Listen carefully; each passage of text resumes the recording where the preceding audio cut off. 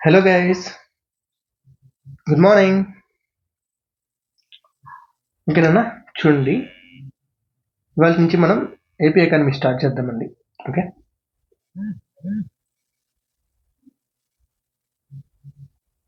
ఆంధ్రప్రదేశ్ ఆర్థిక వ్యవస్థ. మనకి మిగతా సబ్జెక్టులన్నీ కంప్లీట్ అయిపోయి ఏపీ ఎకనామిక్ సర్వే రాలేదు కాబట్టి ఇంతవరకు ఆగాం. సర్వే, బడ్జెట్ రెండు కూడా మనకి ఇప్పుడు అందుబాటులోకి వచ్చాయి కాబట్టి రెండింటిని కలుపుకొని డీటెయిల్గా ఏపీ ఎకానమీని డిస్కస్ చేద్దామండి. అన్ని పాయింట్లు, ఏ పాయింట్ వదలకుండా, దేన్ని మిస్ చేసాము అని లేకుండా అన్ని కలుపుతూనే మనం వెళ్దామండి. డీటెయిల్గా డిస్కస్ చేద్దాము. ఓకే, సో ఇది మనం ఎక్కువగా మెయిన్గా సిలబస్లో మెన్షన్ చేసిన టాపిక్స్, వీటితో పాటు మిగతా అవసరమైన టాపిక్స్ రెండూ కూడా కవర్ చేద్దామండి. ఓకే, సో ఈ సంవత్సరం అంటే మనకి ఎగ్జామ్ ఫిబ్రవరిలో ఇచ్చారు డేట్.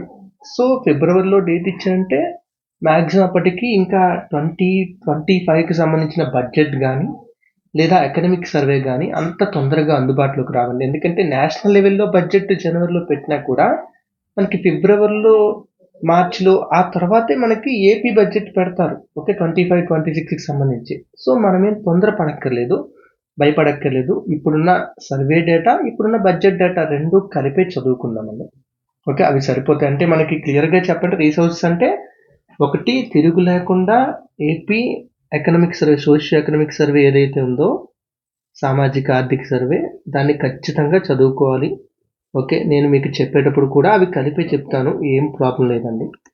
అలాగే బడ్జెట్, కొత్తగా వచ్చిన బడ్జెట్ ఏదైతే ఉందో, ఓకే, బడ్జెట్ ప్రజెంట్ చేశారు కదా మనకి, నవంబర్లో ప్రజెంట్ చేసిన బడ్జెట్ ఏదైతే ఉందో, సో ఆ బడ్జెట్లోంచి అలొకేషన్స్ అంటే కొత్త పథకాలు ఇవన్నీ మనకు తెలియాలి కాబట్టి బడ్జెట్లోంచి కూడా చూసుకుంటాం.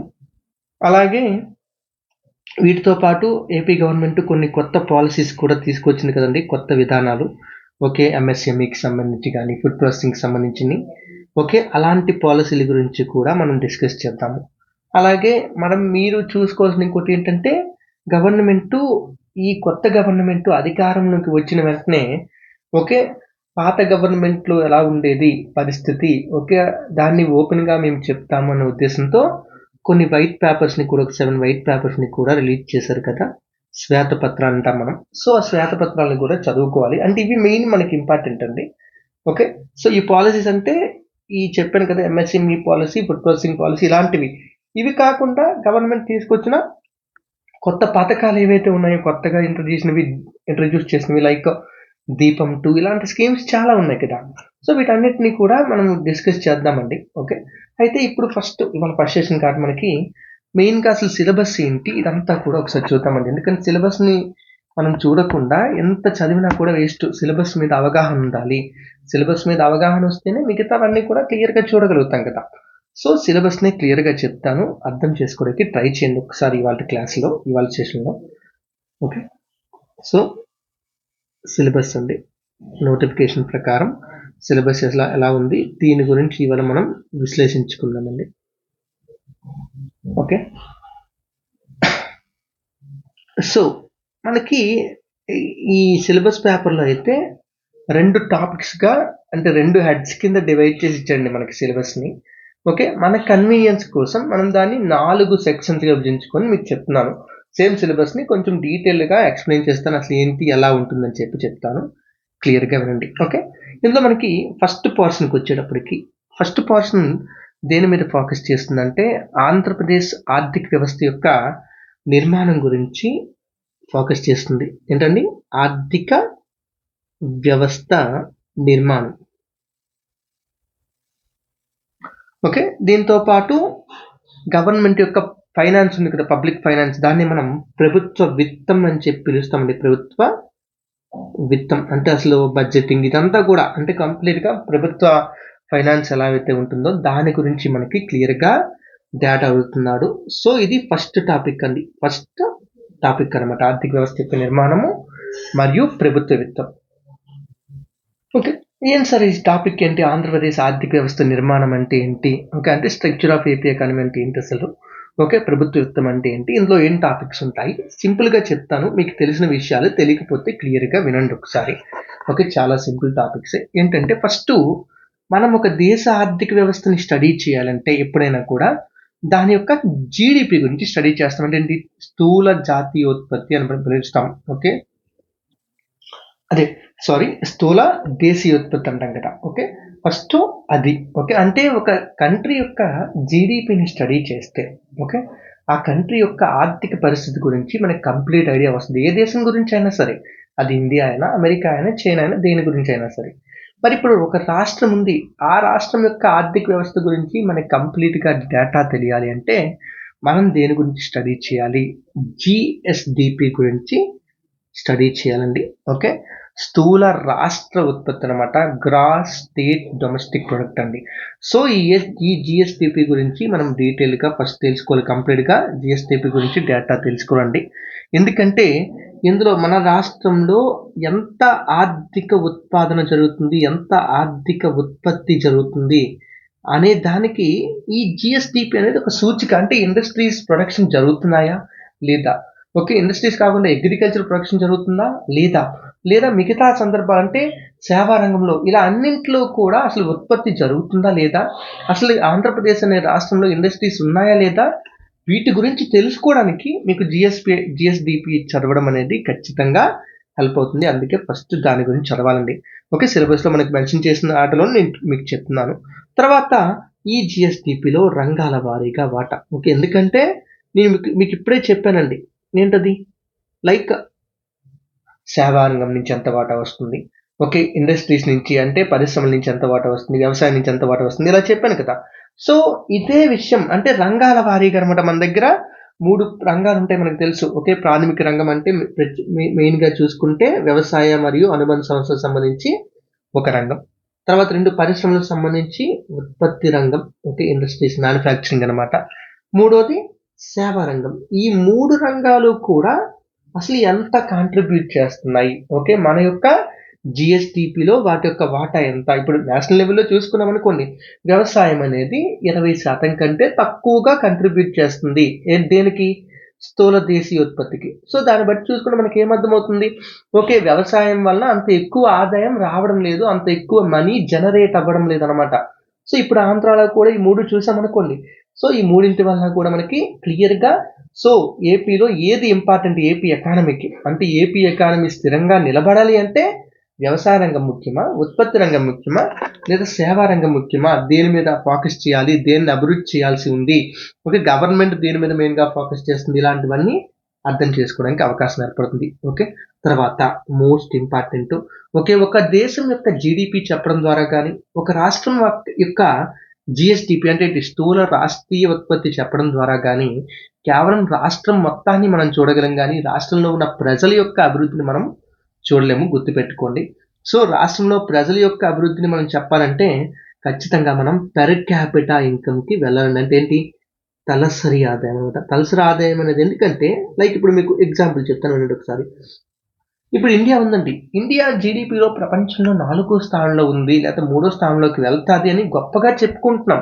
ఓకే, అయితే ఓకే, ఎంత గొప్పగా చెప్పుకున్నా కూడా నిజంగా ఇండియా అభివృద్ధి చెందిందంటే అందరూ చెప్పే ఆన్సర్ నో. ఎందుకంటే ఇండియాలో ఎక్కువ జనాభా ఉంది కాబట్టి అంత ఎక్కువ జీడిపి ఉంది. ఓకే, ఎక్కువ జనాభా ఉన్నారు, ఎక్కువ మంది పనిచేస్తూ ఉన్నారు.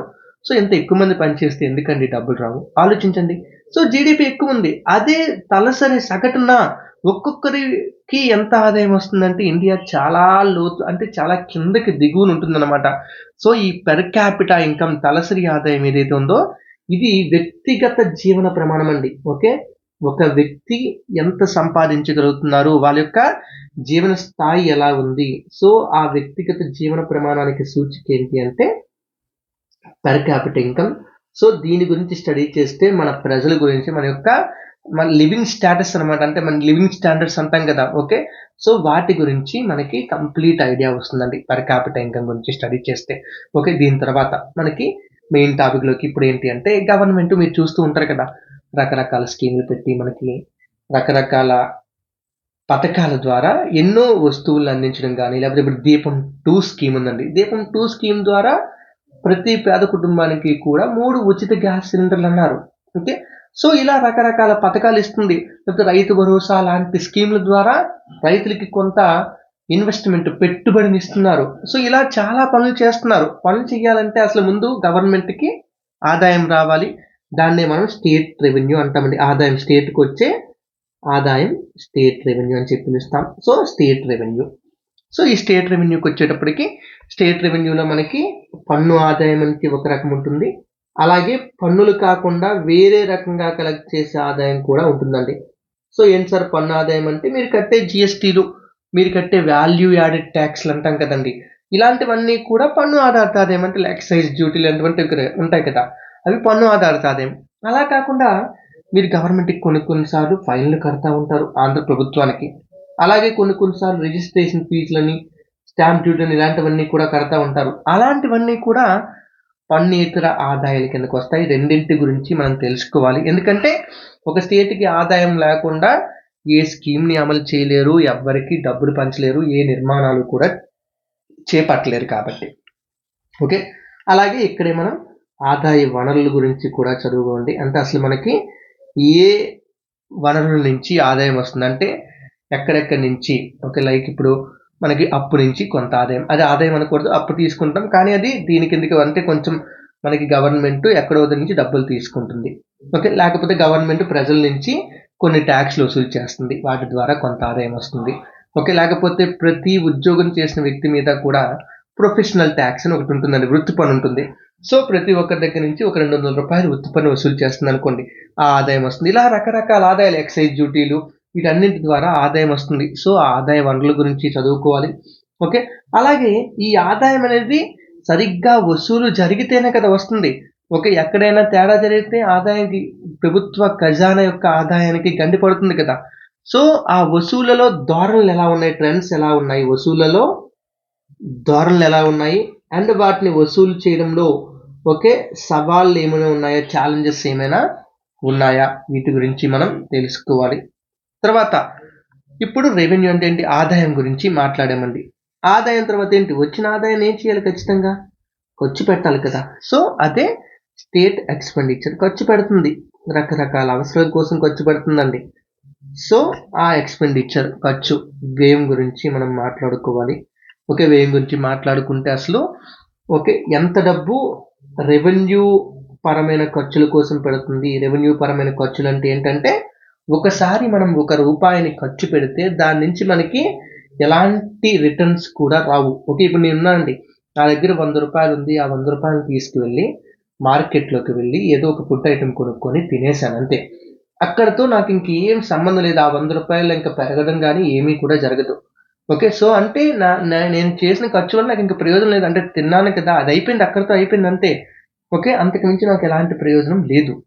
ఓకే, బట్ అదే 100 రూపాయలు నేను ఒక స్టాక్ మార్కెట్లో ఇన్వెస్ట్ చేస్తే ఒకవేళ మేబీ స్టాక్ పెరగొచ్చేమో, ఆదాయం వస్తుంది. అదే 100 రూపాయలు ఒక అప్పు ఇస్తే, సార్ 100 రూపాయలకి ఎవరు సార్ వడ్డీ ఇస్తారు అనకండి. ఓకే, 100 రూపాయలు అప్పుగా ఇచ్చాను అనుకోండి, అప్పుగా ఇచ్చిన తర్వాత నాకు ఎంతో కొంత వడ్డీ వస్తుంది కదా. లేకపోతే బ్యాంకులోనే 100 రూపాయలు ఉంటే సంవత్సరానికి 3% వడ్డీ అనుకున్నా 3 రూపాయలు వస్తుంది కదా, ఆదాయం వస్తుంది కదా. సో ఆదాయం వచ్చే ఒక రకం, ఆదాయం లేని ఖర్చులు ఒకటి ఉంటాయి.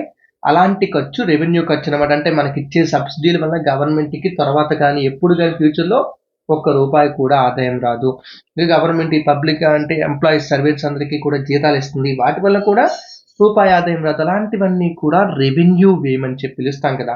సో ఆ వ్యయం గురించి మాట్లాడతాం. రెండోది మూలధన వ్యయం గురించి కూడా మనం తెలుసుకోవాలి. మూలధన వ్యయం అంటే ఏంటంటే మనం ఖర్చు పెడితే దానివల్ల ఖచ్చితంగా లాభం ఉంటుంది మనకి. ఒక గవర్నమెంట్ ఒక 100 కోట్లు పెట్టి ఒక హైవే ప్రాజెక్ట్ని డెవలప్ చేస్తే దానివల్ల గవర్నమెంట్కి ఎంతో ఇన్కమ్ వస్తుంది. అంటే ఏంటి, ఇండస్ట్రీస్ డెవలప్ అవుతాయి, ట్రాన్స్పోర్టేషన్ పెరుగుద్ది. ఓకే, వీటన్నింటి వల్ల గవర్నమెంట్కి కానీ ప్రజలకు కానీ 100% బెనిఫిట్ ఉంటుంది, దానివల్ల ఆదాయం జనరేట్ అవుతుంది అనమాట. ఓకే, ఆదాయం జనరేట్ అవ్వకపోయినా నువ్వు పెట్టిన ఆ 100 కోట్ల రూపాయలకి ఒక వస్తువు నీకు అక్కడ కనిపిస్తుంది, అరే ఇంత పెద్ద రోడ్డు కనిపిస్తుంది. ఓకే, సో అది మూలధన వ్యయం అనమాట. ఓకే, సో ఇలాంటి ఖర్చులు, మూలధన వ్యయం ఏదైతే ఉంటుందో వాటన్నిటి గురించి మనం క్లియర్గా చదువుకోలేదు. ఎందుకంటే మనకి లైక్ ఇప్పుడు పోలవరం మీద ఎంత ఖర్చు పెడుతున్నారు, పోలవరం మీద పట్టే ఖర్చు అంతా కూడా మూలధన వ్యయం కిందకి వస్తుంది. ఓకే, సో ఇలాంటి ఖర్చుల గురించి స్టడీ చేయాలి, ఎందుకంటే ఇది అవసరం, మూలధన వ్యయం మనకి ఎప్పుడు అవసరం.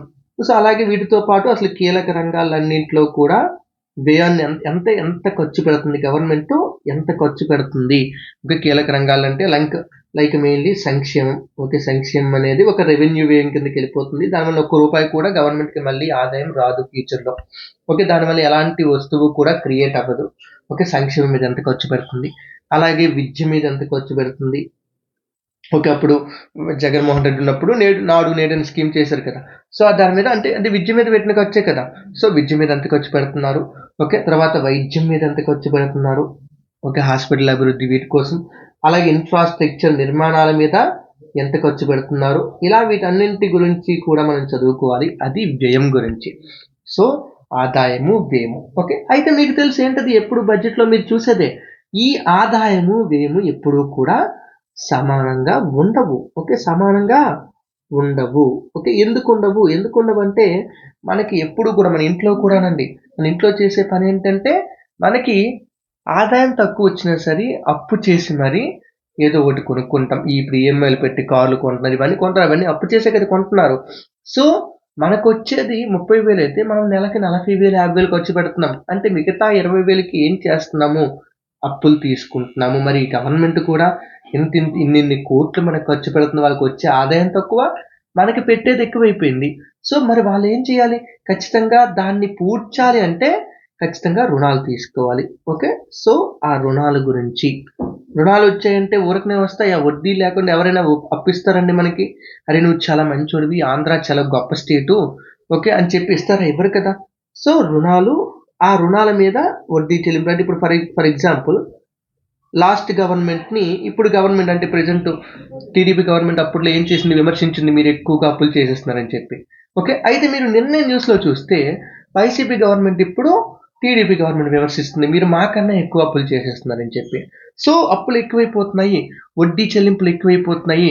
సో అసలు ఆ అప్పుల యొక్క ప్రస్తుతం ఎలా ఉంది అసలు. ఓకే, ప్రస్తుతం అప్పులు ఎక్కువ ఉన్నాయా తక్కువ ఉన్నాయా, వాటి యొక్క వాటా ఎంత జిఎస్టిపిలో. ఎందుకంటే జిఎస్టిపి కంటే ఎక్కువ అప్పులు చేసామంటే, ఒకవేళ అంటే జిఎస్పిలో ఒక పరిమితికి తగ్గట్టుగా అప్పు చేయాలి, అంతకన్నా ఎక్కువ అప్పులు చేసామంటే ఇంకా మనం ఫ్యూచర్లో దాని నుంచి బయటపడలేని పరిస్థితి వచ్చేస్తుంది అనమాట. ఓకే, సో అసలు ప్రస్తుత పరిస్థితి ఎలా ఉంది.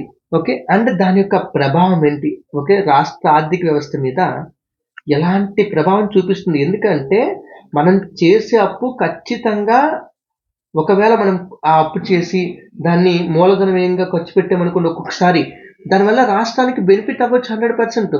కానీ కొన్నిసార్లు మనం పెట్టే ఖర్చు రెవెన్యూ ఖర్చుగా వెళ్ళిపోయింది అనుకోండి, సంక్షేమానికి వీటికి వెళ్ళిపోయింది అనుకోండి, ఏ రూపాయి కూడా ఉపయోగం లేకుండా వెళ్ళిపోవచ్చు. సో అందుకే రాష్ట్ర ఆర్థిక వ్యవస్థపై ఎలాంటి ప్రభావం చూపుతుందో 100% చదువుకోవాలండి. ఎందుకంటే ఈ రుణాలు ఇవన్నీ కట్టాల్సింది మనమే, ప్రజలే. ఎందుకంటే ఇప్పుడు గవర్నమెంట్ ఇప్పుడు అప్పులు చేసిన అప్పులకి వాళ్ళు బాధ్యత వహించరు, రాష్ట్రం బాధ్యత వహిస్తుంది సమిష్టిగా. రాష్ట్రం అంటే రాష్ట్ర ప్రజలు మనమే. ఓకే, గవర్నమెంట్లో మారొచ్చు, ఏదైనా అవ్వచ్చు, కానీ ప్రజల నుంచి వచ్చే పన్ను ద్వారానే మనం అప్పులు చెల్లించాల్సి ఉంటుంది. అంటే ఇప్పుడు అందుకే చెప్తారు మనకు, అప్పుడప్పుడు పేపర్లో వస్తూ ఉంటుంది, పేపర్లో న్యూస్లో మాట్లాడుతుంటారు. ఓకే, రాష్ట్రంలో ప్రతి వ్యక్తి మీద కూడా ఒక్కొక్కరి మీద ₹1,00,000 అప్పు ఉంది. మన తలసరి ఆదాయం ఏమో 1,50,000. అంటే ఎగ్జాంపుల్గా చెప్తున్నాను, మన తలసరి ఆదాయం 1,50,000, మన యొక్క తలసరి అప్పు ₹1,00,000 అంటే ఇంకా 50,000 మాత్రం మనకు మిగులుతుంది, మిగతా అంతా కూడా అప్పుకి వెళ్ళిపోయింది అన్నట్టుగా చెప్తారు కదా. అదంతా నిజమేనా కాదా, ఇలాంటివి కూడా మనం అర్థం చేసుకోవాల్సింది, క్లియర్గా అర్థం చేసుకోవాల్సింది. సో రుణాలు, వడ్డీ చెల్లింపులు. ఇంకా వీటితో పాటు మనకి ఆంధ్రప్రదేశ్ విడిపోయినప్పుడు ఆంధ్రప్రదేశ్ కొంత రెవెన్యూ లోటుతో బయటకు వచ్చేసింది. ఓకే, ఎందుకంటే హైదరాబాద్ లాంటి ప్రాంతం మెయిన్గా వెళ్ళిపోవడం వల్ల మనకి ఆదాయం వచ్చే ప్రాంతం వెళ్ళిపోయిందంటే, ఆదాయ వనరు ఉన్న ప్రాంతం కొంతవరకు వెళ్ళిపోయింది. సో దానివల్ల ఏమిటంటే కొంత లోటు వచ్చిందండి, లోటు బడ్జెట్లో కొనసాగాల్సిన పరిస్థితి వచ్చింది. సో ఈ పరిస్థితుల్లో ఓకే, సెంట్రల్ గవర్నమెంట్ మనకి సాయం చేస్తామని చెప్పింది ఆంధ్రప్రదేశ్ పునర్వ్యవస్థీకరణ చట్టంలో భాగంగా. దీంతో పాటు జనరల్గానే సెంట్రల్ గవర్నమెంట్ ప్రతి స్టేట్కి కూడా సాయం చేస్తుందండి. ఓకే, గ్రాంట్ల రూపంలో, వివిధ రకాల గ్రాంట్ల రూపంలో ప్రతి స్టేట్కి కూడా ఎంతో కొంత డబ్బుని ఇస్తూ ఉంటుందండి. ఓకే, అంటే ఫైనాన్స్ కమిషన్ చెప్పిన మేరకు, అంటే ఆర్థిక సంఘం చెప్పిన మేరకు, అలాగే కొన్నిసార్లు అవసరాలు బట్టి వాళ్ళకి నచ్చిన వాళ్ళకి కొంచెం డబ్బులు ఇస్తూ ఉంటారు. సో అదే కేంద్ర ఆర్థిక సహాయం. దీని గురించి స్టడీ చేయాలి. ఓకే, కేంద్రం ఎంతవరకు ఆర్థిక సహాయం ఇస్తుంది, అంటే గ్రాంట్ల రూపంలో ఎంత విడుదల చేస్తుంది. గ్రాంట్ అంటే మళ్ళీ మనం దాన్ని తిరిగి కట్టవలసిన అవసరం లేదు. ఓకే, లోన్ల రూపంలో ఎంత ఇచ్చింది, ఓకే లోన్స్ రూపంలో ఎంత ఇచ్చింది. అలాగే సెంట్రల్లీ స్పాన్సర్డ్ స్కీమ్స్ రూపంలో, ఓకే సెంట్రల్లీ స్పాన్సర్డ్ స్కీమ్స్ అంటే అర్థం ఏంటి అంటే ఈ స్కీమ్లలో, ఈ పథకాలలో లైక్ ప్రధానమంత్రి ఫసల్ బీమా యోజన, ఓకే అంటే రైతు బీమా యోజన ఉంటుంది కదా. ఈ పథకాల్లో ఏంటి అంటే కొంత మనీని సెంట్రల్ గవర్నమెంట్, కేంద్ర ప్రభుత్వం పెట్టుకుంటే కొంత మనీని రాష్ట్ర ప్రభుత్వం పెట్టవలసి ఉంటుంది అనమాట. అంటే ఇద్దరు కలిపితేనే ఆ స్కీమ్ అమలు అవుద్ది. ఇద్దరిలో ఎవరు డబ్బులు పెట్టకపోయినా ఆ స్కీమ్ అనేది, ఆ పథకం అనేది అమలు అవుతుంది అనమాట. సో ఆ కేంద్ర ఆర్థిక సహాయం ఈ రూపంలో మనకి ఎంత ఇస్తుంది, ఇలాంటివన్నీ కూడా చూసుకోవాలి. అయితే కేంద్ర ఆర్థిక సహాయం మనకి సరిపోతుందా, చాలదు, ప్రతిసారి కేంద్రమే ఇవ్వలేదు. సో ఒక్కొక్కసారి విదేశీ రుణాలు కూడా మనకు అవసరం అవుతాయి. సో అదే విదేశీ ఆర్థిక సహాయం అండి, ఎక్స్టర్నల్ లోన్స్ అనమాట, ఎక్స్టర్నల్ ఫండింగ్ అండి. సో విదేశీ ఆర్థిక సహాయం అనేది ఎలా ఉంటుంది, ఎవరు ఇస్తున్నారు, మెయిన్గా మనకి ఇవ్వగలిగేది వరల్డ్ బ్యాంక్ ఒకటి, ప్రపంచ బ్యాంక్ ఎక్కువగా ఇవ్వగలుగుతుంది. రెండోది ఆసియా డెవలప్మెంట్ బ్యాంక్, ఆసియా అభివృద్ధి బ్యాంక్ ఉంటుంది కదా. సో ఈ ఆసియన్ డెవలప్మెంట్ బ్యాంక్ కూడా కొంచెం అప్పుల్ని వీటన్నిటిని ఇస్తుంది. సో అవి ఎంతవరకు సహాయం ఇస్తుంది, ఎందుకంటే మొన్న అమరావతి నిర్మాణం కోసం అని చెప్పి కొంచెం గొడవలా జరిగింది, మీరు విన్నారా లేదో.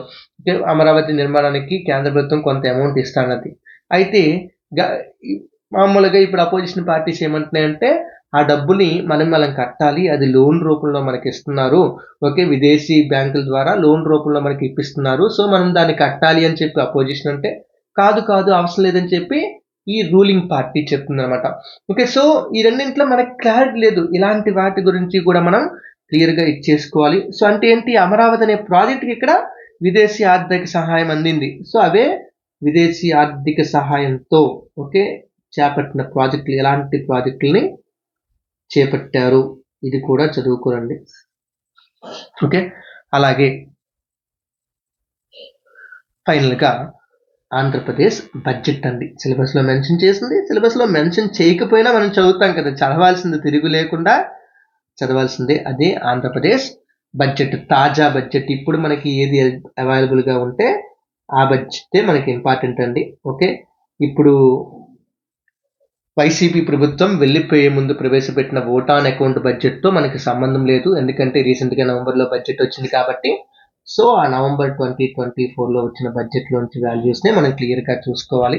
ఓకే, అప్పటికి ఇంకా బడ్జెట్ రాదు, గుర్తుపెట్టుకొని గ్రూప్ 2 సిలబస్ అది ఎగ్జామ్ వచ్చేటప్పటికి బడ్జెట్ రాదు కాబట్టి అలాంటి ప్రాబ్లం లేదు. మనకి అందుబాటులో ఉన్న దాంతోనే మనం సంతృప్తి పడతాం, అదే చదువుతాం, ముందది చదవాలి. ఓకే, సో ఈ బడ్జెట్లో ఎవరికెవరికి ఎంత కేటాయించారు, ఏ శాఖలకి ఎంత కేటాయించారు, ఓకే ఏ జిల్లాకి ఎంత కేటాయించారు, అసలు వీటిని ప్రాధాన్యంగా రంగాలుగా కేటాయించారు, అంటే ప్రాధాన్య రంగాలంటే ఎక్కువ డబ్బు కేటాయించి వాటికి అంటే ఏంటిది యుద్ధ ప్రాతిపదికన అంటారు కదా. ఓకే, ఫాస్ట్ ట్రాక్ మోడ్లో వాటికి ఎక్కువ ప్రాధాన్యత ఇచ్చి వాటికి ఎక్కువ డబ్బులు కేటాయించి ఇలాగ జరిపినవి ఏంటి. ఓకే, అలాగే ఈ బడ్జెట్లో తీసుకొచ్చిన కొత్త పథకాలు ఏంటో ఇవన్నీ కూడా మనం చూసుకోవాలండి. ఓకే, అలాగే బడ్జెట్లో ఉన్న సవాళ్ళు కూడా చూసుకోవాలి, ఎందుకంటే మనకి కేంద్రం తరపున కొన్ని ఇవి ఉన్నాయండి, ఆబ్లిగేషన్స్ అంటే అర్థం ఏంటంటే మనం ఖచ్చితంగా పాటించి తీరాల్సినవి. లైక్ ఏంటంటే FRBM అని ఒక చట్టం ఉంటుంది. Okay, fiscal responsibility and budgetary management అని ఒక చట్టం ఉంటుందండి. ఓకే, కేంద్ర ప్రభుత్వానికి సంబంధించి. అంటే దీని ప్రకారం ఏంటంటే మనకంటూ ఒక ఆర్థిక డిసిప్లిన్ ఉండాలి. ఓకే, బాధ్యతాయుతంగా ఉండాలి. బడ్జెట్ తయారు చేసేటప్పుడు మీకు ప్రజలు అవకాశం ఇచ్చారు, అధికారం ఇచ్చారు కదని చెప్పి అధికారాన్ని దుర్వినియోగం చేసుకొని ఎంత డబ్బు పడితే అంత డబ్బు పనిచేస్తే కాదు, ఒక అప్పు చేసి పంచొద్దు. ఓకే, రెస్పాన్సిబుల్గా బాధ్యతాయుతంగా ఉండండి. ఓకే, బడ్జెట్ని బాధ్యతాయుతంగా మాత్రమే నిర్వహించండి, తయారు చేయండి అని చెప్పి FRBM చట్టం చెప్తుందని మనకి. సో దాని ప్రకారం ఏంటంటే లోటు బడ్జెట్ని మనం తగ్గించాల్సి ఉంటుంది. లోటు బడ్జెట్ అంటే అర్థం ఏంటి అంటే మనకు వచ్చే ఆదాయం కంటే మనం ఎక్కువ ఖర్చు పెడితే ఆ మధ్యలో ఎంత అమౌంట్ ఉందంటే మనకు వచ్చే ఆదాయం 50,000, మనం ఖర్చు పెట్టేది 60,000. సో మనం ఎంత ఎక్స్ట్రా ఖర్చు పెట్టాం, 10,000 రూపాయలు ఎక్స్ట్రా ఖర్చు పెట్టాం. సో ఆ 10,000 రూపాయలకి నీకు ఎక్కడ ఇన్కమ్ లేదు అంటే అర్థం ఏంటి, నువ్వు దాన్ని అప్పు తీసుకుని వేరే ఫ్రెండ్ దగ్గర అప్పు తీసుకొని చేయాలి. సో ఆ 10,000 రూపాయలు అప్పు అనమాట, అదే లోటు అండి. ఓకే, లోటు, దాన్ని డెఫిసిట్ అని చెప్పి పిలుస్తాం. సో ఈ డెఫిసిట్ బడ్జెటింగ్ అనేది బాగా అలవాటు అయిపోయింది సంక్షేమ పథకాల వల్ల. ఏంటంటే డెఫిసిట్ బడ్జెటింగ్, లోటు బడ్జెట్ విధానం అనేది పెరిగిపోయిందండి. ఓకే, మనకు వచ్చే ఆదాయం తక్కువ అవుతుంది కానీ ఖర్చు పెట్టేది ఎక్కువ అవుతుంది. సో ప్రతి సంవత్సరం అప్పు చేయడం, అప్పు మీద వడ్డీలు అలా పేరుకుపోతూ ఉన్నాయి, అలా అప్పులు పెరిగిపోతున్నాయి, ప్రతి సంవత్సరం వడ్డీ చెల్లింపు చేయాలి. ప్రతి సంవత్సరం ఇన్స్టాల్మెంట్లు కట్టాలి, ఇవన్నీ చేస్తే గానీ మనకి జరగట్లేదు అనమాట. సో అసలు వాటి ప్రభావం ఏంటి, బడ్జెట్లో ఉన్న సవాళ్ళు ఏంటో, ఆంధ్రప్రదేశ్లో ప్రత్యేకంగా ఉన్న సవాళ్ళు ఏంటో కూడా తెలుసుకోవాలండి. ఓకే, సో ఇది మనకి ఫస్ట్ సెక్షన్ అండి. ఒక ఆంధ్రప్రదేశ్ ఆర్థిక వ్యవస్థ నిర్మాణం గురించి, ప్రభుత్వ విత్తం గురించి మనకి ఈ సెక్షన్ చెప్తుంది. ఇప్పుడు రెండో సెక్షన్కి వచ్చేసాం అనుకోండి. రెండో సెక్షన్ ఏంటంటే 2, 3, 4 మనకి వ్యవసాయం, ఉత్పత్తి, సేవ రంగం, 3 రంగాలు ఉంటాయి మొత్తం.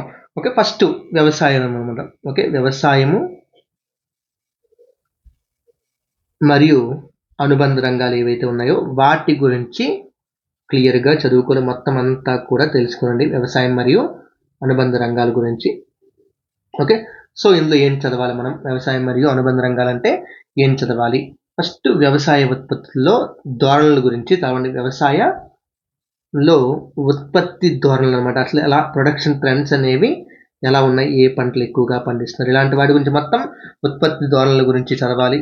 అలాగే పంటల విధానం గురించి చదువుకోండి. పంటల విధానం, దీన్నే మనం క్రాపింగ్ ప్యాటర్న్ అని చెప్పి పిలుస్తామని. అంటే అసలు ఆంధ్రాలో 2 పంటల విధానం వాడుతున్నారా, 3 పంటల విధానం వాడుతున్నారా? అంటే అర్థం ఏంటి, ఒక సంవత్సరంలో మనకి 3 సీజన్స్ ఉన్నాయండి, పంట సీజన్లు అనమాట. ఓకే, పంట కాలాలు 3 ఉన్నాయి. ఒకటి ఖరీఫ్, రబీ, జాయిద్, అంటే గవర్నమెంట్ అఫీషియల్గా రికాగ్నైజ్ చేసింది. ఓకే, అంటే తెలంగాణ గవర్నమెంట్ ఆఫ్ కోర్స్ దాన్ని 2 సీజన్స్గా మార్చేసింది అనుకోండి అప్పుడే. ఓకే, యాసంగి, వానాకాలం అని చెప్పి 2 సీజన్గా మార్చింది. ఓకే, సో అలా కాకుండా మనకి పంటల విధానంలో మనకి ఇండియాలో 3 సీజన్లు ఉన్నాయి, మనం కూడా అదే ఫాలో అవుతున్నాం, ఖరీఫ్, రబీ, జాయిద్. సో ఈ పంటల విధానానికి సంబంధించి ఏ సీజన్లో ఏ పంటలు వేస్తున్నారు, 3 సీజన్లో కూడా పంటలు వేస్తున్నారా, వేయడం లేదా? ఓకే, సో ఇలాంటివన్నీ కూడా మనం తెలుసుకోవాల్సిన అవసరం ఉందండి.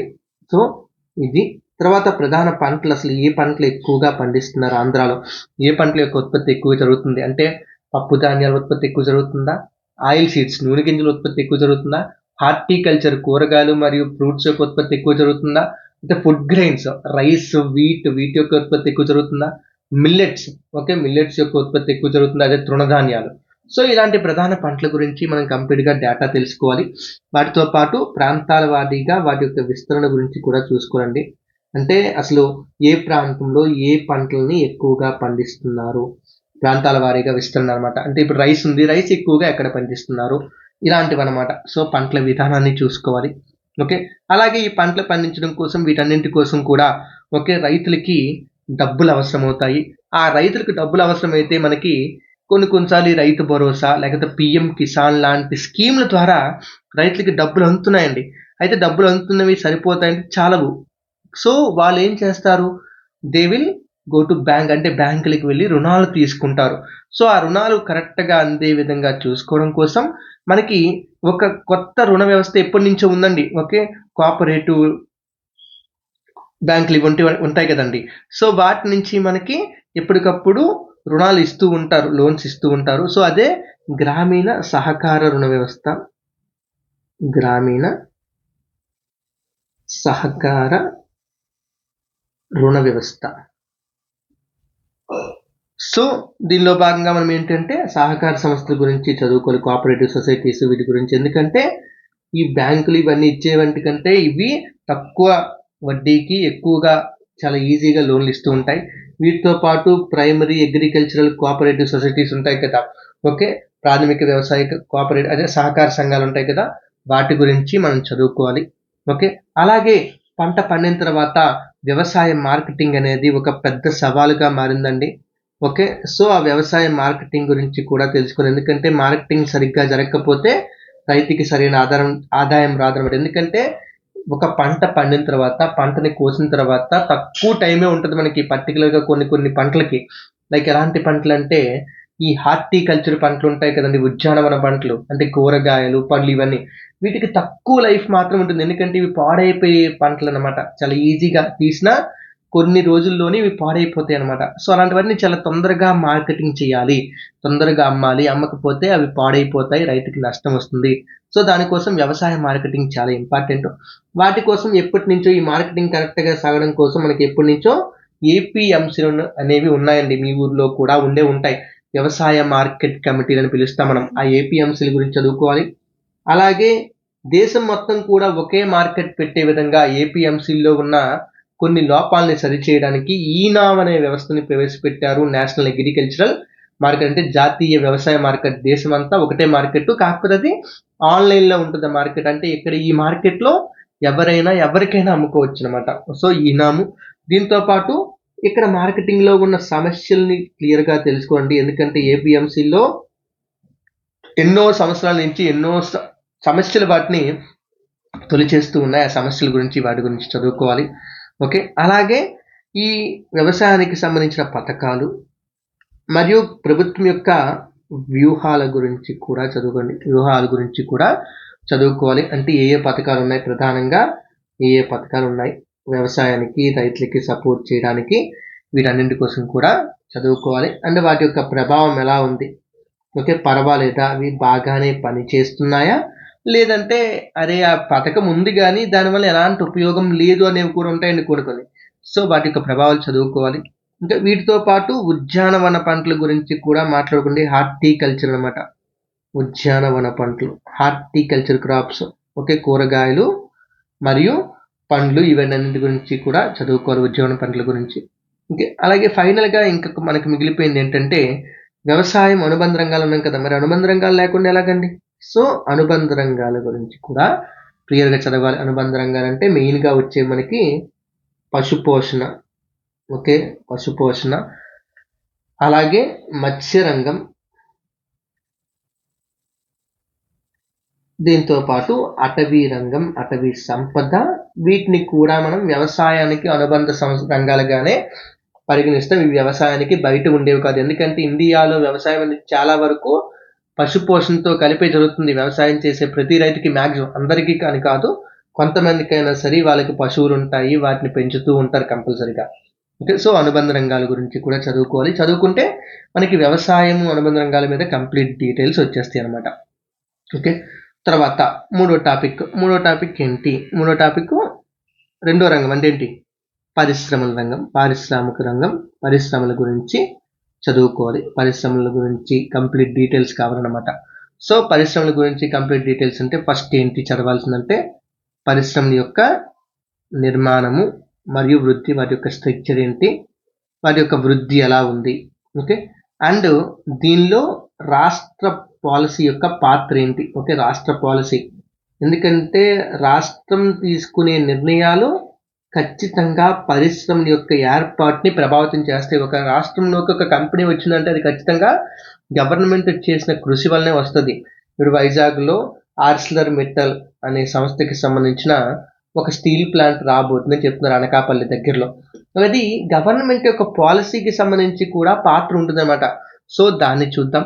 ఓకే, అలాగే మోస్ట్ ఇంపార్టెంట్లీ ఇగోండి రాష్ట్ర పారిశ్రామిక విధానం లేదా పారిశ్రామిక అభివృద్ధి విధానం. ఓకే, నేను సింపుల్గా పారిశ్రామిక విధానం అనే రాస్తాను, ఏమనుకోకండి. ఓకే, పారిశ్రామిక అభివృద్ధి విధానం అని చెప్తాం. ఓకే, ఇండస్ట్రియల్ డెవలప్మెంట్ పాలసీ అనమాట. ఓకే, సో ఇప్పుడు మనకి రీసెంట్గా ఏమొచ్చింది, మొన్న చెప్పాం కదా 6 పాలసీలు వచ్చాయని, అందులో ఇది కూడా ఉంది కాబట్టి సో ఆ నూతన పారిశ్రామిక విధానాన్ని కంప్లీట్గా చదువుకోవాలి. బిట్ వచ్చే అవకాశం ఉంటుందండి. ఓకే, ఈ పాలసీలోంచి ఖచ్చితంగా బిట్ రావచ్చు. సో నూతన పారిశ్రామిక విధానం. ఓకే, అలాగే పెట్టుబడులని ఆకర్షించడం కోసం అందులో గవర్నమెంట్ ఎలాంటి నిర్ణయాలు తీసుకుంది. ఓకే, పెట్టుబడులు రావాలంటే ఊరకనే రావు కదండి. ఓకే, ఎలాంటి నిర్ణయాలు తీసుకోకుండా పెట్టుబడులు రావు. సో దానికి ఎలాంటి నిర్ణయాలు తీసుకున్నారు అంటే ఇదిగోండి మీకు 5 సంవత్సరాల పాటు పన్ను లేకుండా చేస్తాం, లేకపోతే 10 సంవత్సరాల పాటు మీరు పన్ను కట్టక్కర్లేదు అనగానే కంపెనీ ఓకే ఏపీలోకి వెళ్తాము, పన్ను కట్టక్కర్లేదు, ఒక 10 సంవత్సరాలు మనకు కొంచెం డబ్బులు మిగులుతాయి, అంతే కదా. ఎవరైనా ఖర్చు తగ్గే దగ్గరికి వెళ్ళామనుకుంటారు. ఓకే, సో అలా ఎలాంటి నిర్ణయాలు తీసుకుంది, లేకపోతే మీకు మేము భూమి తక్కువ రేటుకి ఇస్తాం, వైజాగ్ లాంటి సిటీలో మీరు భూమి కొనాలంటే 1 ఎకరానికే కొన్ని కోట్ల ఖర్చు అవుతుంది. ఓకే, ఒక 10 కోట్లు ఖర్చు అవుతుంది అనుకోండి. ఓకే, అలాంటి భూమిని మీకు నేను తక్కువ రేటుకి ఇస్తాము, ₹1,00,00,000 ఇస్తాము అంటే మీకు 9 కోట్లు మిగులుతుంది. సో దీనివల్ల మాకేంటి లాభం గవర్నమెంట్ కంటే, మీరు ఇక్కడికి వస్తే మీ వల్ల మాకు ఎంప్లాయ్మెంట్ వస్తుంది, మా స్టేట్లో కొంతమంది ఎంప్లాయీస్ క్రియేట్ అవుతారు, గవర్నమెంట్ యొక్క బాధ్యత అది ఉద్యోగాలను క్రియేట్ చేయడం. సో ఇలా పెట్టుబడుల ఆకర్షణ కోసం గవర్నమెంట్ ఎలాంటి నిర్ణయాలు తీసుకుంది దాన్ని డిస్కస్ చేద్దామండి. ఓకే, అలాగే ఈ పరిశ్రమలకి తొందరగా అప్రూవల్ ఇవ్వడం కోసం అంటే ఒక పరిశ్రమ పెట్టడం కోసం ఒకవేళ ఆ కంపెనీకి సంబంధించిన వ్యక్తులు అప్లికేషన్ పెట్టుకుంటే ఎన్నో ప్రాసెస్లు దాటాలి, ఎంతో మంది చుట్టూ తిరగాలి, ఎన్నో ఆఫీసుల చుట్టూ తిరగాలి. ఇలాంటి అవసరం లేకుండా సింగిల్ విండో సిస్టమ్ తీసుకొచ్చారండి. సో ఆ సింగిల్ విండో సిస్టమ్ అంటే ఏంటి? అది పెట్టుబడులపై ఎలాంటి ప్రభావం చూపించింది? ఓకే, పెట్టుబడులపై ఎలాంటి ప్రభావం చూపించింది, దీని గురించి కూడా తెలుసుకోవాలి. అలాగే చెప్పాను కదా, పరిశ్రమలు పెట్టాలంటే వాళ్ళు ఎంకరేజ్ చేయాలంటే వాళ్ళకంటూ కొన్ని రాయితీలు ఇవ్వాలి. సో ఎలాంటి రాయితీలు ఇస్తుంది గవర్నమెంట్? పరిశ్రమలకు ఎలాంటి రాయితీలు ఇస్తుంది? అలాగే కొన్నిసార్లు ఏంటంటే ఆ పరిశ్రమ పెట్టినా కూడా వాళ్ళు సరిగ్గా పనిచేయట్లేదు అనుకోండి, అప్పుడు ఏం చేస్తుందంటే వాళ్ళకి ఇన్సెంటివ్స్ అని అనౌన్స్ చేస్తుంది. ఇన్సెంటివ్స్ అంటే అర్థం ఏంటి అంటే, మీ క్లాస్ టీచర్ చెప్తుంది, ఏమంటే ఈసారి ఎగ్జామ్లో ఎవరికైనా 90 మార్కులు దాటి వస్తే నేను వాళ్ళకి ఒక చాక్లెట్ ఇస్తాను అని అనుకున్నా. అంటే ఏంటి? అదే ఇన్సెంటివ్. అంటే నువ్వేం చేస్తావు, గట్టిగా చదివేసి అలాగే నాకు చాక్లెట్ కావాలని చదువుతావు, లేకపోతే గిఫ్ట్ ఇస్తాను అనుకోండి, ఆ గిఫ్ట్ కోసమని చదువుతావు కదా. సో అలా ప్రోత్సాహకాలని ఇస్తుందండి. ఓకే, ఇవి మనకి చాలా ఎక్కువగా ఫేమస్ అయ్యాయి ఎప్పుడంటే కరోనా వచ్చినప్పుడు అండి. ఓకే, ప్రొడక్షన్ లింక్డ్ ఇన్సెంటివ్స్ అని సెంట్రల్ గవర్నమెంట్ చాలా ఎక్కువ తీసుకొచ్చినప్పుడు. అంటే ఈ కరోనా టైంలో ప్రత్యేకంగా ఆర్థిక వ్యవస్థ బాగా నష్టపోయింది. కారణం ఏంటంటే అన్ని పరిశ్రమలు మూతపడిపోయి పరిశ్రమలు ఏవి నడవడం లేదు. సో పరిశ్రమలు ఏవి నడవకపోతే జీడిపి ఎక్కడి నుంచి వస్తుంది? రాదు. ఆదాయం రావట్లేదు, ప్రజలకి ఎంప్లాయ్మెంట్ లేదు, ఏం లేదనమాట. సో అలాంటి టైంలో గవర్నమెంట్ ప్రొడక్షన్ లింక్డ్ ఇన్సెంటివ్స్ ఇచ్చింది. మీరు ఎంత ఎక్కువగా ఉత్పత్తి చేస్తే మేము అంత ఎక్కువగా ప్రోత్సాహకాలు ఇస్తామని చెప్పింది. సో అవే రాయితీలు, ప్రోత్సాహకాలు. ఓకే, లైక్ ఏంటి? పన్ను మినహాయింపు. ఓకే, పన్ను మినహాయింపు ఇవ్వడం వల్ల మనకి ఏదో ఒక పన్ను కట్టక్కర్లేదు అని అన్నాం అనుకోండి, వాళ్ళకి కొన్ని కోట్ల లాభం జరిగింది అనుకోండి, దానివల్ల వాళ్ళు వస్తారు, ఖచ్చితంగా వస్తారు. పన్ను మినహాయింపులు ఇవ్వడం, సబ్సిడీలు, ఓకే, రకరకాల రాయితీలు ఇవ్వడం, మీకు ఇచ్చే కరెంట్ మేము తక్కువ రేటుకి ఇస్తామని చెప్పడం, లేకపోతే భూమిని కేటాయించడం, భూ కేటాయింపులు. ఇదిగోండి, వైజాగ్లో రుషికొండ దగ్గర ఒక 200 ఎకరాల స్థలం ఖాళీగా ఉంది, మీకు ఆ స్థలాన్ని మేము తక్కువ రేటుకి ఇస్తున్నాము. ఓకే, లేకపోతే ఈజీగా అంటే మీకు ఫ్రీగా ఇచ్చేస్తాము కావాలంటే అంటే ఇవ్వచ్చు. అవసరమైతే ఇవ్వచ్చు నాన్న, ఏదైనా తప్పు లేదు, అది ఎప్పుడు తప్పు అనకూడదు మనం. సో భూ కేటాయింపులు. ఆ తర్వాత పరిశ్రమల్లో చాలా పెద్ద పెద్ద పరిశ్రమలు ఎన్నున్నా సరే వాటిలో వచ్చే ఉద్యోగాల కంటే కూడా చిన్న తరహా పరిశ్రమలే చాలా ఎక్కువ ఉద్యోగాలు ఇవ్వగలుగుతాయి. చిన్న చిన్న ఇండస్ట్రీస్. ఒకే ఒక ఊర్లో ఒక పెద్ద ఇండస్ట్రీ ఒకటి ఉందండి, ఒక పెద్ద పరిశ్రమ, దానిలో ఒక 1000 మందికి ఎంప్లాయ్మెంట్ వచ్చింది అనుకోండి, దాని బదులు అదే ఊర్లో ఒక 10 చిన్న ఇండస్ట్రీలు ఉన్నాయనుకోండి, ఓకే, ఆ 10 చిన్న ఇండస్ట్రీలో ఒక 200-300 మందికి ఎంప్లాయ్మెంట్ వచ్చింది అనుకోండి, దానివల్ల ఏమవుద్ది? 1500 మందికి 2000 మందికి కూడా ఒక్కోసారి ఉద్యోగాలు రావచ్చు. ఓకే, సో మనకి సూక్ష్మ, చిన్న మరియు మధ్య తరహా పరిశ్రమలు, వీటినే మనం ఎంఎస్ఎంఈ అని పిలుస్తామండి. ఓకే, సూక్ష్మ, చిన్న మరియు మధ్య తరహా అన్నమాట. Micro, small and medium enterprises. Okay, so ఈ పరిశ్రమల గురించి మనం చదువుకోవాలండి. సో వీటికి ప్రభుత్వం కూడా ఎంకరేజ్ చేయాలి కాబట్టి ప్రభుత్వ సహకారాన్ని ఇస్తుంది. వాటికి ఎలాంటి సహకారాన్ని ఇస్తుంది? ఎంఎస్ఎంఈ పాలసీ కూడా మనకు వచ్చిందని చెప్పాం కదా. సో ప్రభుత్వ సహకారం. ఓకే, వీటి వలన జరిగే ఉపాధి కల్పన చెప్పాను కదా. ఓకే, ఇవి చాలా ఎక్కువ ఉపాధిని కల్పిస్తాయి. అలాగే వాటికి లోన్స్ ఎలా ఇస్తుంది గవర్నమెంట్. ఓకే, అలాగే వీటిలో నైపుణ్యాభివృద్ధికి ఓకే ఎలాంటి యాక్షన్స్ తీసుకున్నారు, ఎలాంటి చర్యలు తీసుకున్నారు స్కిల్ డెవలప్మెంట్ కోసం. ఓకే, అలాగే వీటికి మౌలిక సదుపాయాలు కల్పించడానికి గవర్నమెంట్ ఏమైనా స్కీములు తీసుకొచ్చిందా, ఎలాంటి ట్రయల్ అయినా చేసిందా? ఓకే, ఎంఎస్ఎంఈలకి మౌలిక సదుపాయాలు అంటే ఏం లేదండి. ఓకే, ఒక పరిశ్రమ పెట్టాలంటే దానికి కరెంట్ కావాలి. కరెంట్ లైన్ అనేది ఒక మౌలిక సదుపాయం అనమాట.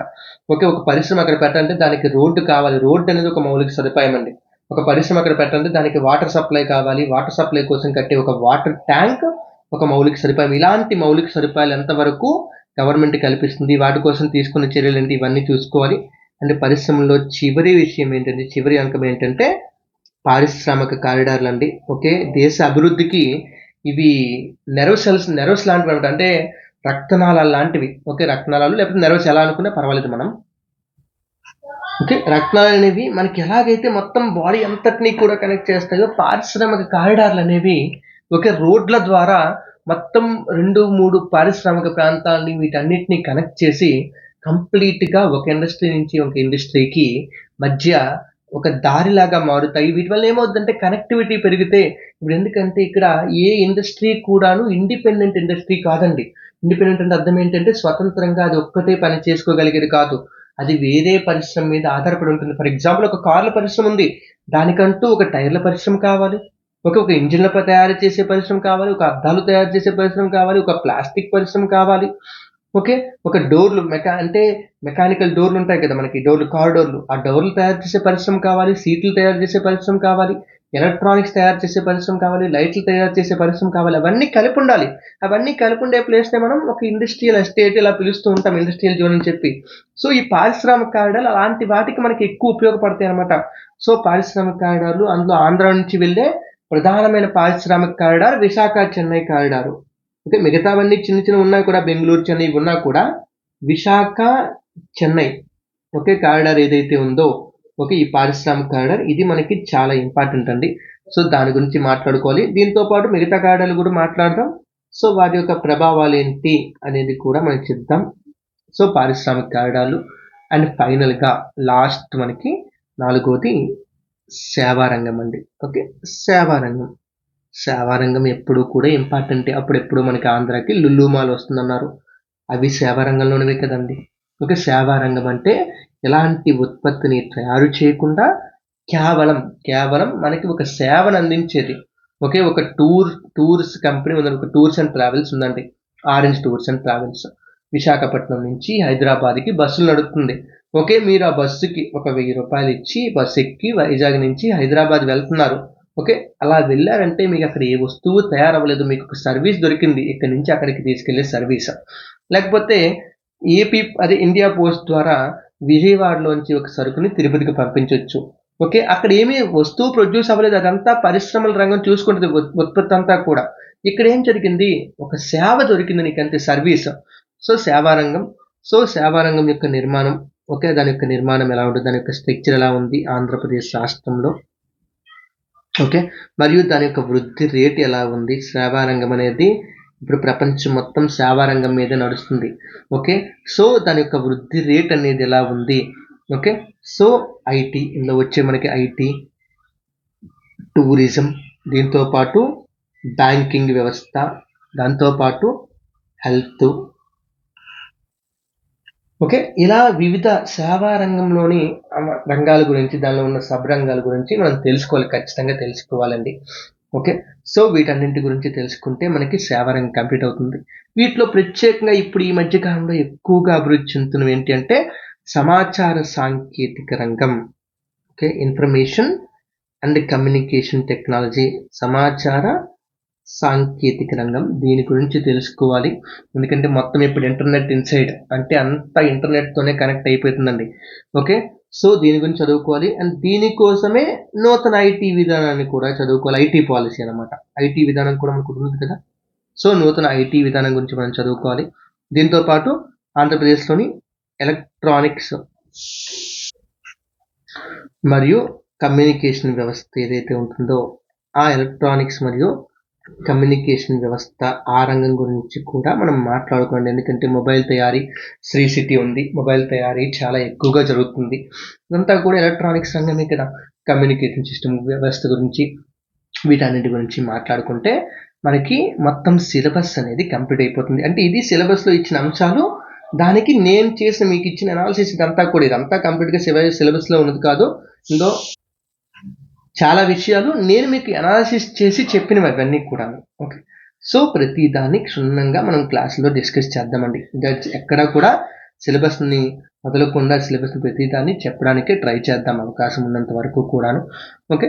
వీటితో పాటు మనం ఇంకా ఏం చెప్పుకోవాలి? ఆల్రెడీ చెప్పాం కదా! అదర్ టాపిక్స్ మనం డిస్కస్ చేసుకోవాల్సిన వేరే టాపిక్స్ ఏంటి? ఇంక ఇతర విషయాలు మనం ఏం డిస్కస్ చేయాలి? ఇక్కడ లేనివి ఏంటి అంటే ఒకటి కొత్త ప్రభుత్వం యొక్క పథకాలు ఏవైతే ఉన్నాయో అవన్నీ కూడా డిస్కస్ చేయాలండి. కొన్ని పథకాలు ఓకే. సో, ఈ పథకాల వలన ప్రజలకు ఎలాంటి బెనిఫిట్ ఉంది? దానివల్ల ఎలాంటి ప్రయోజనం కలుగుతుంది? వీటి గురించి మనం క్లియర్‌గా అంటే ప్రతి స్కీమ్‌ని క్షుణ్ణంగా స్టడీ చేయాలన్నమాట. ఓకే. దీపం 2 అనే స్కీమ్ ఉంది. ఆ స్కీమ్‌ని డీటెయిల్‌గా కంప్లీట్‌గా చదవాలి. ఓకే. ఎన్ని సిలిండర్‌లు వస్తాయి? ఓకే. ఎవరికి వస్తుంది? కండిషన్స్ ఏంటి? లేకపోతే ఇప్పుడు ఉచిత బస్సు అన్నారు. ఉచిత బస్సు స్కీమ్ వచ్చిన తర్వాత దానికి ఎలాంటి కండిషన్స్ ఇవన్నీ కూడా చదువుకోవాలి. దాంతో పాటు మనకి ఆంధ్రప్రదేశ్ ప్రభుత్వం ప్రవేశపెట్టిన వైట్ పేపర్స్ ఖచ్చితంగా చూడాలండి. మీరు చూడాలి, నేను చెప్పకపోయినా కూడా. అంటే నేను దాని విషయాలు మీకు పెట్టడానికి ట్రై చేస్తాము. ఓకే. అలాగే 6 కొత్త పాలసీలు మ్యాక్సిమం అవకాశం ఉన్నంత వరకు ఇవి మనకు వస్తాయి. అప్పుడు నేను చెప్తాను, ఖచ్చితంగా చెప్తాను. దీంతో పాటు ఆంధ్రప్రదేశ్ పునర్వ్యవస్థీకరణ చట్టం ఏదైతే ఉందో, ఏపీ రీఆర్గనైజేషన్ యాక్ట్ 2014 దానిలో ఉన్న విభజన సవాళ్ళు ఏవైతే ఉన్నాయో, ఓకే, విభజన సవాళ్ళు కూడా మనం చదువుకుని ఉంచుకుంటే మంచిదని. ఎందుకంటే ఆంధ్రప్రదేశ్ ఏర్పడమే లోటు బడ్జెట్తో వచ్చింది. ఓకే. దీంతో పాటు కొత్త బడ్జెట్, ఓకే, బడ్జెట్ ఒకటి, సర్వే ఒకటి, economic survey, socio economic survey, okay, సామాజిక ఆర్థిక సర్వే కూడా మనం చదువుకోవాలి. ఓకే. అంటే దానిలో ఉన్న విషయాలు మీరు సెపరేట్గా చదువుకోవాలి. ఓకే. దానికోసం ఎలాగో మనకి యూట్యూబ్లో ప్రెజెంట్ మనం సెషన్ చేస్తాం కాబట్టి నో ప్రాబ్లం అండి. ఓకే. యూట్యూబ్లో దాని గురించి మనం వీడియో కూడా వస్తాయి కాబట్టి, మన ఛానల్లోనే ఉంటాయి కాబట్టి దానికి మీరు పెద్దగా ఇబ్బంది పడాల్సిన అవసరం లేదు. అవి చూసుకుంటే మీకు ఆటోమేటిక్గా అర్థమైపోతుంది. ఇంగ్లీష్లో వచ్చిన, తెలుగులో వచ్చిన, అంటే మనకి ఎలాగో బైలింగ్వల్లోనే వస్తుంది చాలా వరకు కాబట్టి సర్వే ఆన్లైన్లో, అదే యూట్యూబ్లో మీరు అది చూసుకుంటే సరిపోతుంది. ఇంకా సెపరేట్గా దానికి ఇంకేం మనం చేయాల్సిన అవసరం లేదు. అది చూసుకొని ఈ క్లాసులు వింటే చాలా వరకు క్లియర్గా అర్థమైపోతుందండి. ఓకే. అలాగే మనకి ఇవన్నీ చదివితే సిలబస్ అనేది కంప్లీట్గా మీరు చదివిస్తున్నట్టే. ఓకే. సో ఇవి మీరు కరెక్ట్గా చదువుకుంటే, ఏపీ ఎకానమీని కరెక్ట్గా చదువుకుంటే మ్యాక్సిమం మీకు మన యొక్క ఎస్టిమేట్స్ ప్రకారం ఏంటంటే, నా యొక్క ఎస్టిమేషన్ ప్రకారం ఒక 25 to 35 మార్క్స్ వరకు కూడా వీటి నుంచి రావచ్చు. ఓకే. సో 25 to 35 మార్క్స్ని మనం క్లియర్గా ఎందుకంటే అందులో కూడా చాలా వరకు ఎక్కువగా ఫ్యాక్చువల్ విషయాలు ఉంటాయి. ఓకే. సో అది నేను కాన్సెప్ట్తోనే కలిపి చెప్తాను. మీకు ఎలాగో చెప్పేటప్పుడు మొత్తం మీకు తెలుసు నా పత్తి ఏంటో. ఓకే. మొత్తం కాన్సెప్ట్ వివరంగానే కాన్సెప్ట్ అంతా చెప్తాను. సో కాన్సెప్ట్ అంతా వింటూ క్లియర్గా అర్థం చేసుకుంటూ మొత్తం అవన్నీ గుర్తుపెట్టుకుంటే ఈ మార్కుల్లో ఎక్కువ స్కోర్ చేయడానికి మనకి అవకాశం ఉంటుంది. మ్యాక్సిమం ఎక్కువగా స్కోర్ చేసే అవకాశం ఉంటుంది. సో మిస్ చేయకండి, క్లియర్గా చదవని చెప్తున్న ప్రతి క్లాస్ని కూడా ఇలాగే చదువుకుంటుందండి. ఓకే. అలాగే నేను చెప్తున్నప్పుడు కూడా డైలీ క్లాస్ చెప్పేటప్పుడు మ్యాక్సిమం ఓకే అప్పుడు అంటే మీకు కొన్ని ఎంసీక్యూస్ తయారు చేసి కూడా అడుగుతూ ఉంటాను, ప్రతి సెషన్లో అడుగుతుంటాం కాబట్టి. సో అవి కూడా కొంచెం ఆన్సర్ చేసుకుంటే అలా అలవాటు అవుద్ది. అసలు క్వశ్చన్లు ఎలా వస్తున్నాయి ఇదంతా కూడా అలవాటు అవుద్ది. ఇవన్నీ చూసుకుంటే మ్యాక్సిమం ఏపీ ఎకానమీని మీరు మంచిగా స్కోర్ చేయొచ్చు. ఓకే. బుక్స్ రిఫరెన్స్ బుక్స్ అంటే మీకు తెలిసినవే. ఓకే. మీరు ఎలాగో చాలా బుక్స్ ఫాలో అవుతుంటారు. కొంతమంది చిరంజీవి గారి బుక్ ఫాలో అవుతుంటారు, కొంతమంది ఐఎస్ఎన్ రాజు గారి బుక్ ఫాలో అవుతుంటారు, కొంతమంది ఏమో ఇవన్నీ మాకు వద్దంటే హెవీగా ఉన్న ఏపీ ఎకానమీకి సంబంధించి ఈ తెలుగు అకాడమీ బుక్ని ఫాలో అవుతూ ఉంటారు. సో ఆ బుక్కుల విషయంలో నేను మీకు అడ్డు చెప్పను, మీరు ఏ బుక్ అయినా ఫాలో అవ్వండి. ఓకే. ప్రతి బుక్లో కూడా మంచి ఉంటుంది, చెడు ఉంటుంది, ఏది కాదని చెప్పను. అన్నింట్లో అన్ని కరెక్ట్గా ఉంటాయని ఎవరు చెప్పినా నమ్మకండి. ఓకే. ప్రతి బుక్లో కూడా అన్ని కరెక్ట్గా ఉండడం అనేది ఎప్పుడూ జరగని విషయం. ఓకే. ప్రతి దాంట్లో ఏదో ఒక లోటుపాట్లు అయితే ఉంటాయి. ఓకే. ఒకరు కవర్ చేసిన టాపిక్ వేరే వాళ్ళు కవర్ చేయకపోవచ్చు. ఓకే. సో దాని గురించి ఎక్కువగా బాధపడిపోకండి. ఒకవేళ ఒక టాపిక్ లేదు అంటే మనకి ఎంతో ఇంటర్నెట్లో ఎన్నో ఆన్సర్లు దొరుకుతున్నాయి. చూసుకొని వెతుక్కొని అందులో చదువుకుంటాం, అంతేగాని లేదు కదా మళ్ళీ నేను ఆ బుక్ కొనుక్కోవాలి ఆ టాపిక్ కోసం అని చెప్పి బాధపడిపోకండి, టెన్షన్ పడిపోకండి. ఇంకా అలా పడుకొని సింపుల్గా ఓకే ఏపీ ఎకానమీ చదువుకుంటూ అలాగే ఇక్కడే మనకి మళ్ళీ కొంచెం ఇండియన్ ఎకానమీని కూడా ఒకసారి మళ్ళీ రివిజన్ చేసుకున్నారనుకోండి. ఓకే. కంప్లీట్గా ఐడియా వచ్చేస్తుంది. బెస్ట్గా మీకు హెల్ప్ అయ్యే అవకాశం అయితే ఉంటుంది. దానికి నేను గ్యారంటీ అయితే ఇవ్వగలను. ఓకే. సో ఇది మనకి దీనికి సంబంధించి సిలబస్ నాన్న. ఓకే. మనకు నెక్స్ట్ సెషన్ నుంచి ఇంకా మెయిన్ క్లాస్లోకి వెళ్ళిపోతాం. ఒక కాన్సెప్ట్ కూడా ఎక్స్ప్లెయిన్ చేసుకుంటూ వెళ్తాం. ఫస్ట్ నుంచి కంప్లీట్గా మ్యాక్సిమం అన్ని చెప్తూనే వెళ్తాను. ఓకే. మీకు తర్వాత డౌట్లు ఉంటే నాకు చెప్పండి, మీరు పర్సనల్గా మెసేజ్ చేసినా మనకు పర్వాలేదు. అలాగే ఇగోండి నోట్స్ కూడా మ్యాక్సిమం ఇలా రాస్తూ ఉంటాం కదా, ఎక్కడైతే రాస్తూ ఉంటానో ఆ నోట్స్ని మీకు అలా యాప్లో అప్లోడ్ చేయిస్తాను. యాప్లో అప్లోడ్ చేస్తే మీరు దాన్ని అంటే రిఫరెన్స్గా అంటే మీరు రాసుకోవాలి, రన్నింగ్ నోట్స్ ఖచ్చితంగా రాసుకోవాలన్నా మేము రాయమని చెప్పి అయితే అనుకోకండి. రన్నింగ్ నోట్స్కి మించింది లేదు. సో రన్నింగ్ నోట్స్ రాసుకోండి. దాంతోపాటు ఈ నోట్స్ కూడా మీకు ఏమైనా పనికి అవసరం అవుతుందంటే నేను యాప్లో అప్లోడ్ చేస్తాను కాబట్టి కావాలంటే చూసుకోవచ్చు. ఓకేనా. ఉందాం మరి నెక్స్ట్ క్లాస్ నుంచి మనం ఇంకా సబ్జెక్ట్లోకి వెళ్ళిపోతాం. Thank you. బాయ్.